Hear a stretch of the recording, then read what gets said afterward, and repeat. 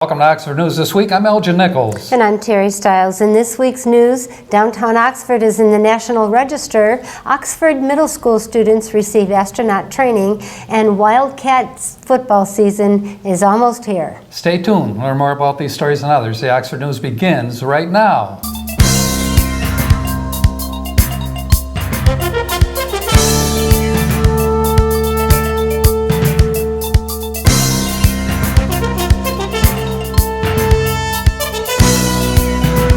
Oxford Village again awarded beautification awards to the village properties having improved and maintained their curb appeal. This year, 6 homes and 3 commercial properties were selected. The award is meant to encourage property owners in the village to spruce up and maintain their properties.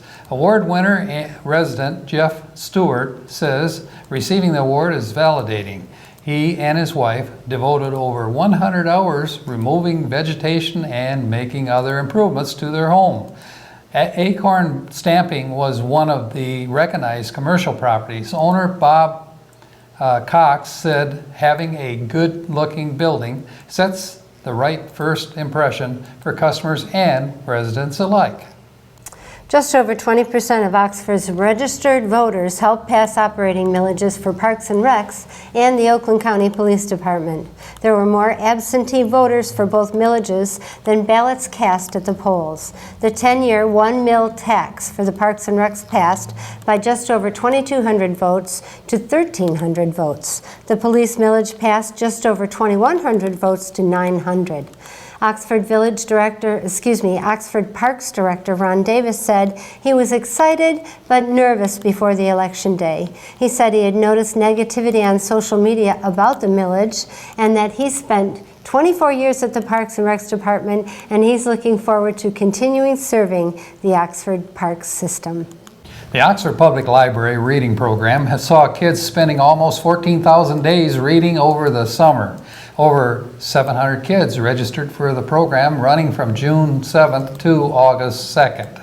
Kim Barine, head of the Youth Service Department, said this summer was among the highest participation seen in the program.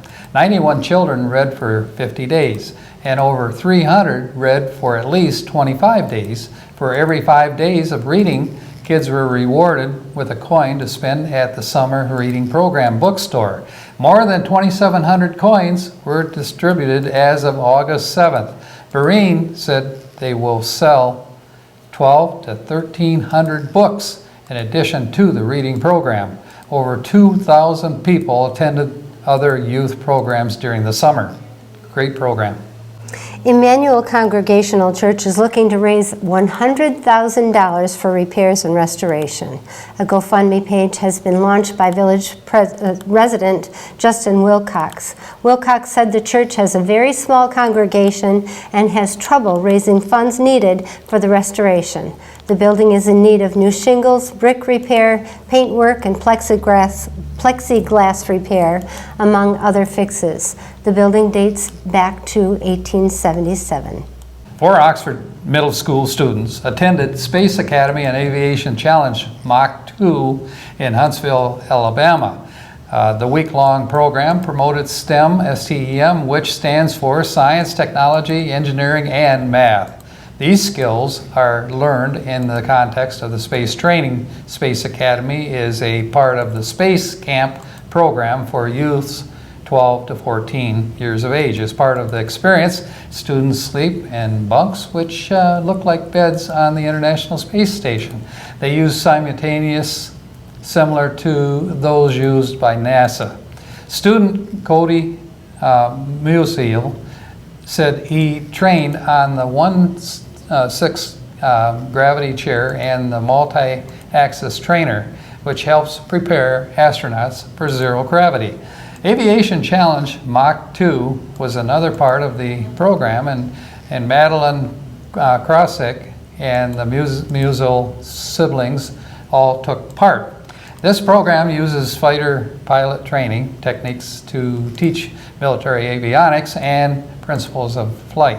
All students had the opportunity to practice military-style teamwork, communication, and training. Potentially, providing students with some experience towards a future career. Oxford school bus drivers are doing training on simulators. Over a 3-day period, 41 bus drivers, mechanics, and monitors from the district were trained by Michigan Center for Truck Safety. MCTS safety specialist Justin Johns said the program was free of charge. MCTS is a nonprofit organization dedicated to improving highway safety through comprehensive educational programs. In the simulator, drivers had to navigate different weather conditions, including rain, snow, and black ice. They also had to safely drive around traffic, pedestrians, and emergency vehicles. The simulators help drivers improve their awareness and patience to help prevent accidents out on the road. Oof, sounds like a tough job. A recent 3-car crash sent one person to the hospital. A 70-year-old Addison Township man was stopped in the left southbound lane on M24 when a 22-year-old Oxford woman rear-ended the Addison man's vehicle. The impact pushed the man's van into oncoming northbound traffic where he hit a 1934, now get this, 1934 Ford, driven by an 81-year-old man from North Carolina. Oxford firefighters transported the injured North Carolina resident to McLaren Oakland Hospital for observation. Wow. Wow, what a shame. He's got his 1934 Ford up here from the Carolinas and somebody crashes into it. I could envision this man spending practically all his 82 years putting this vehicle together. Back together. Comes to Michigan, oh no. Oh, what a shame. It's terrible. Wow. I hope the man is in good health. He went in for observation. Hopefully he's... That doesn't sound like it's too bad if this observation, but this is a good time to talk about road safety. Again, school's coming up. Those bus drivers are doing their thing to be safe and keep the roads safe, so we should as well. Yeah, we should keep these cute little children. Yeah, keep them safe. They're really getting strict on people passing buses as the buses are stopped with their flashers on, and as well they should. I mean, there's a reason that they do that. But we also have to be aware that in 2020, there will be a lot of rerouting traffic into the neighborhoods and down Gillespie and just places that we don't expect traffic to be that heavy. So we all need to be much more mindful of the way that we drive. Rear ends, I just don't see why that happens. If you're paying attention, and you're rear-ending somebody, obviously you're not paying attention. This happened to me, you know. Oh yeah, that's right. And here's the deal. To him. I gotta tell you, there was a car stopped, and behind that car was another one that was just kind of cruising easy, and I was behind that one, and all of a sudden that car whipped out to the right, and there they were. And there you smacked in. I said, oh no. Oh no. Yeah, I have seen that happen too. There's no doubt about that. Yeah. And that actually, he hit somebody that works here. Yeah. So at least she was very forgiving of it. But yeah, nice I broke my neck actually in a rear end. Somebody hit us. We were rear-ended on 24 and fractured my neck. So I try to go around them in those incidents, but you know, if a big semi's in the other lane, you're in trouble. Bumper to bumper, and I had no place to go. Oh gosh, that's an awful feeling. Well, we all have to be careful. That whipping around somebody isn't very nice either. Right. That's we just have to be careful going through town. I see a lot of people go through town at 40, and it's 25 or 30 in town, isn't it? It's 30? 25 in town, and then outside of town. 30, 40, it's 40. Yeah, it's. Yep. I try to to slow see people down. pulled over, you know, in the 40-mile-an-hour zone too, quite often. Yeah, well. So you got to be careful when you come through on town. their toes. They are watching. Our officers are very diligent about keeping it safe on Washington Street and other streets too. And they'll be even more acutely aware of what's going on as soon as they start tearing up M24, which we're all dreading, but it's going to be wonderful when it's done. It will be great, I think. And as far as those people trying to turn and running into a situation I had, that should be alleviated somewhat, I hope. Somehow, yeah, right. And we hope so too. They're planning on it. Right. So that's it for Oxford News this week. If you'd like to learn more about these stories and others, you can pick up a copy of the Oxford Leader newspaper, or you can catch us on our website at occtv.org, on our regular cable channel Spectrum 191 and AT&T channel 99. Coming up on OCTV, School News with Alexis Ware, and you won't want to miss Auto Talk and Science in the News with Dave Kenny. I'm Terry Stiles. Thanks for watching Oxford News This Week, where we bring your news closer to home. And I'm Elgin Nichols. Remember, always be kind to your friends and neighbors, and thanks for watching. Hi, you're watching OCTV, and I'm Debbie Wren, President of the Oxford Chamber of Commerce. And I'm Terry Stiles, Production Manager at OCTV. And Terry and I, we want you to start your day off right. Every Monday through Friday at 9 a.m., we want you to watch us on Daybreak. That's right, we'll see you there. Welcome to Science in the News. I'm Dave Kenny, and these stories are taken from the publication New Scientist. In our first story, cutting carbs has been shown to prevent migraines, perhaps by changing the type of fuel that enters the brain. The ketogenic diet is a very low-carb diet that forces the body to burn fat for energy instead of carbohydrates. Aside from helping to lose weight, it also seems to ease neurological conditions like epilepsy and schizophrenia in some people. Cherubino Di Lorenzo at the Don Carlo Gnocchi Foundation in Italy and his colleagues wondered if the diet may also help to prevent migraines. Previous studies have hinted that it does, but they haven't been able to tease out whether this is due to general weight loss or something specific about reducing carbs. To find out, the team compared the effects of two very low-calorie diets, one ketogenic and one non-ketogenic, in 35 overweight and obese men and women. Each volunteer was randomly assigned to follow one diet for 4 weeks before swapping to the other for the same duration. The two diets comprised identical-looking prepared meals like smoothies and soups that had the same amounts of calories and fat, but different ratios of carbohydrates and protein. Weight loss was similar for the two diets, but the ketogenic diet appeared to be far better at preventing migraines. About 74% of participants had at least half the number of migraine-affected days as normal, while on the low-carb ketogenic diet, that compared to 9% on the high-carb non-ketogenic diet.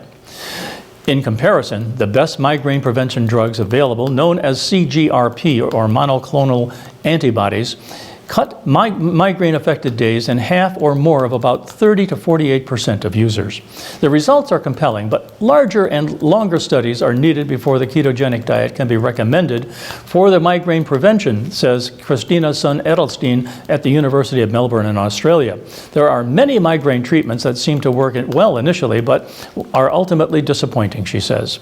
De Lorenzo thinks that by forcing the body to burn fat instead of carbohydrates, it prevents migraines because the brain adapts by using ketone bodies, compounds produced when fatty acids are broken down, instead of glucose for fuel. In animal studies, that is, ketone bodies dampen brain inflammation and stop the spread of electrical waves associated with migraines, he says. The diet may also work because lower carbohydrate intake reduces the production of insulin, a hormone thought to play a role in migraines, De Lorenzo says. Very low-calorie diets are usually only sustainable for about 12 weeks, meaning that there's a risk that migraines could come back afterwards, he says. But we've found that the longer the diet lasts, the greater the after effects are. The diet sounds grueling, but migraine sufferers are often desperate for relief, says Sun Edelstein. If it is shown to be effective and safe in larger studies, I think it's something that many people would be willing to try, she says. De Lorenzo and his colleagues are now planning to test whether the diet prevents migraines in people of normal weight. And on the medical front, up to 90% of Ebola cases may now be treatable with 2 experimental drugs. These drugs were so effective in a clinical trial in the Democratic Republic of the Congo, that is, the scientists stopped the trial early. Public health officials hope that these therapies will control the country's ongoing Ebola crisis that has so far led to the infection of around 2,800 people and the death of 1,900. The results come from a trial of almost 700 people in Ebola treatment centers that began last November. The trial found that in recently infected people, only 6% of those treated with a drug called REGN-EB3 died. The mortality rate of those given a drug called MAB114 was 11%. Without treatment or vaccination, around 2 to 3 out of every 4 Ebola cases resulted in death. Both drugs are monoclonal antibodies, a class of immune system drugs that bind to and interfere with viruses and bacteria. The drug trial also was testing 2 other drugs which were found to have higher mortality rates. Now, all new patients entering the trial will be given REGN, EB3, or MAB114, and those currently taking the other drugs will be able to choose whether to switch to these 2. It is hoped that these 2 drugs will turn the tide of the current Ebola crisis, which was declared a public health emergency last month. They may also be able to help to tackle the distrust many feel towards healthcare workers. Ebola treatment centers have been seen as places where sick people are brought in, but very few people leave alive. As word of the effective new drug spread, infected people may feel encouraged to seek treatment earlier, which could further improve survival rates and lower rates of transmission.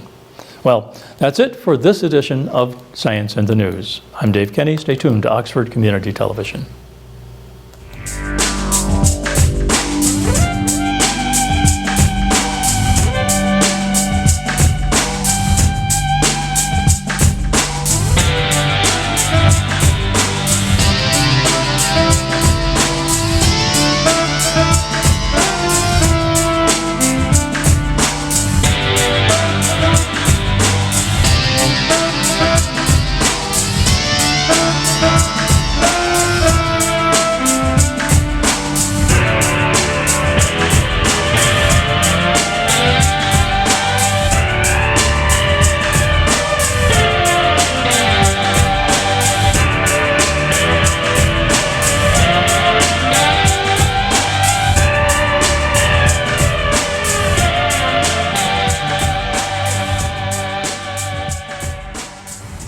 Hello everyone and welcome back to School News. The first day of school is knocking on summer's door with only a week left.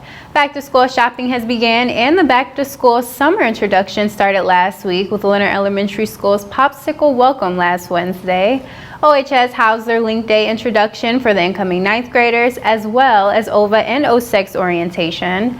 This week, there's a few more back-to-school events starting on Wednesday, August 21st at both Daniel Axford and Leonard for their curriculum night from 6:30 until 7:30. Clear Lake Elementary School is having their teacher meet and greet at 6:30, and again at 6:30, OHS is having their fall 2019 season Meet the Teams night at Oxford Stadium. Thursday, August 22nd, Oxford Early Learning Center opens their doors to the public for their open house at 5 p.m. OSEC has their leadership training from 9 a.m. until 2:30 at Lake Point Community Church on Drainer Road. Oxford Elementary School has a Welcome Back Wildcats event at 11, and Daniel Axford is having pop in for popsicles at noon. On the very last weekday of summer vacation, Lakeville Elementary has their Welcome Back Wildcats event and Picture Day starting at 9 a.m. until 1. And that's the end of summer 2019. Next Monday, August 26th, kicks off school district-wide. It is a short week going back because there's no school on Friday, August 30th for the district. Students and parents pay close attention to the schedule on the first week going back. Oxford High School parents and students, be sure to note that there is no school that very first Wednesday, unlike usual Wednesdays. Over at Addison, the Township Board has voted on a resolution of support with some exciting news coming up pretty soon. Keep an eye out to see what's in store for them. They're also urging people who love the library and the community to come out and join the Capital Campaign Committee. There you can help brainstorm fundraising ideas. They meet monthly on every second Thursday. If interested, contact the Addison Library at 248-628-7180. If you aren't interested in joining the committee, you can still purchase a brick that will be installed into the new library building. You can get your name on it as well as 3 lines of text. The brick purchase can be paid in full or it can be paid in installments if you wouldn't like to buy it outright or can't. In addition to purchasing a brick, you can also purchase floor tiles that'll be put inside the building's flooring. Look for more information in an in-depth description of their services, more concerning the new building and activities hosted inside the current building, and much more on last week's episode of Schooling Around. The Parks and Rec magazine also offers discount tickets for Cedar Point, Michigan Adventure, and the Detroit Zoo. For each of these different locations, be sure to stop by Parks and Rec and pick up a magazine to see the logins and codes. The next Board of Ed meeting is being held on Tuesday, August 27th, just one day after school starts, at the Board of Ed building on 10 North Washington Street. All meetings start promptly at 6:30. If you can't make that one, plan on the next one, September 10th at OHS. For those who would like to attend, everyone's welcome, and a set time is set aside for the public to address the board with questions and concerns. Congratulations again to the entire 2019 OHS class, and specifically to those 5 students in the video. Great job last year, alumni. Class of 2020 and incoming freshmen, we look forward to seeing how you leave your mark. And of course, we can't forget about the sophomores and juniors. Enjoy the last part of your summer, Wildcats, and we'll see you guys in class.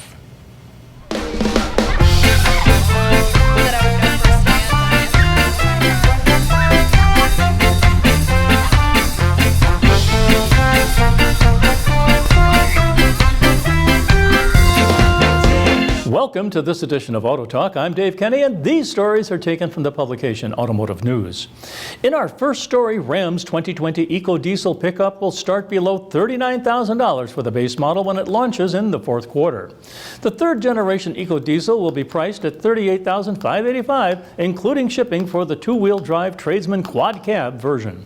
Ram said the EcoDiesel is a $4,495 option, which equates to a $3,000 premium over the 5.7-liter Hemi V8 e-Torque, or $3,300 over the Tradesman, Bighorn, Lone Star, Rebel, and Laramie base vehicles. The 3-liter V6 EcoDiesel engine is produced at Fiat Chrysler Automobile's Centro plant in Ferrara, Italy. In a new twist this year, Ram is making the EcoDiesel engine available on the Ram Rebel. The diesel engine produces 480 pound-feet of torque, a 14% increase from the previous engine. Horsepower increases 8% to 260 horsepower. Fuel economy will be announced closer to the release date.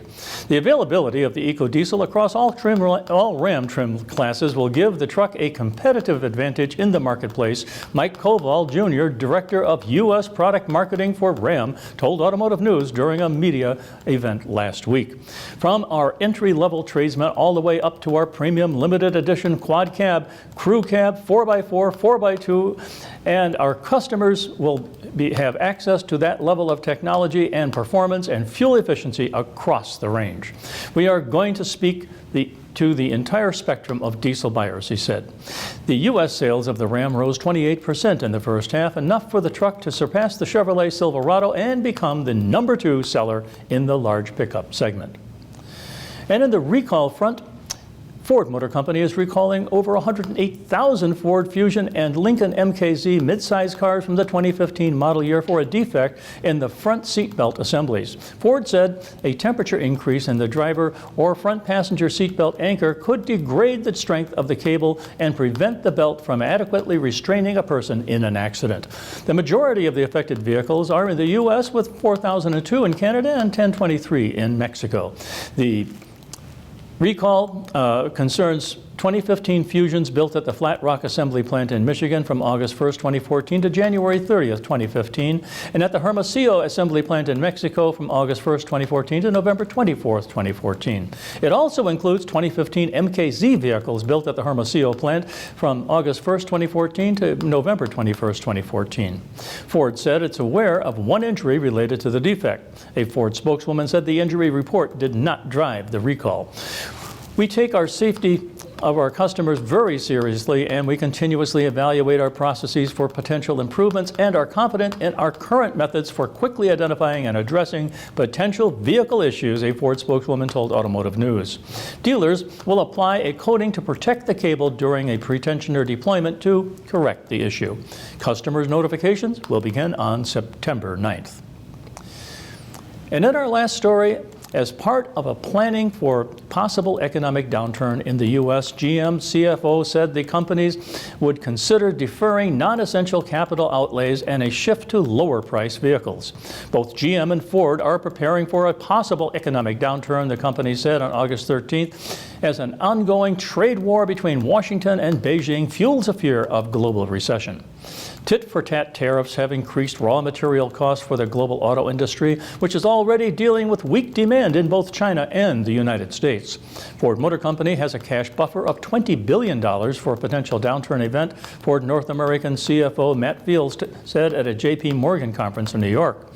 General Motors has an $18 billion in cash back store with the potential to pay 2 years' worth of dividends, the company's finance head, Divya Suryadevara, said at the conference. GM has modeled both moderate and severe downturn scenarios similar to the 2008-2009 to get a sense of how it might affect profitability and cash flow at the automaker, Suryadevara said. It's something that we continually keep watching and updating to make sure that we're all set for when the downturn does come, Suryadevara said, adding that the company does not see an imminent downturn. Deferring non-essential capital expenditures and considering a shift to lower-priced vehicles are among the few things GM will look at as part of its downturn planning to save cost. Ford said it was proactively evaluating its future moves as it works with economists to model the severity of a possible recession.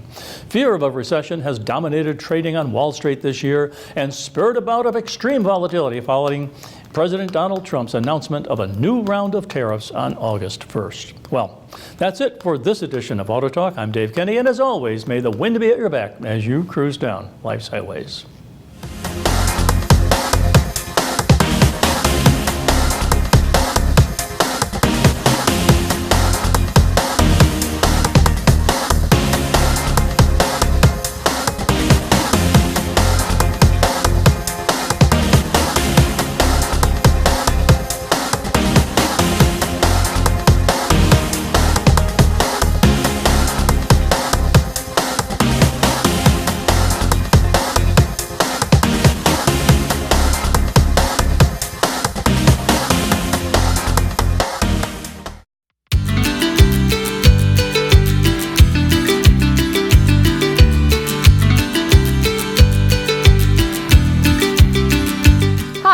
I'm Danielle Smith, and welcome to your weekly calendar, where I share the events and activities in your community.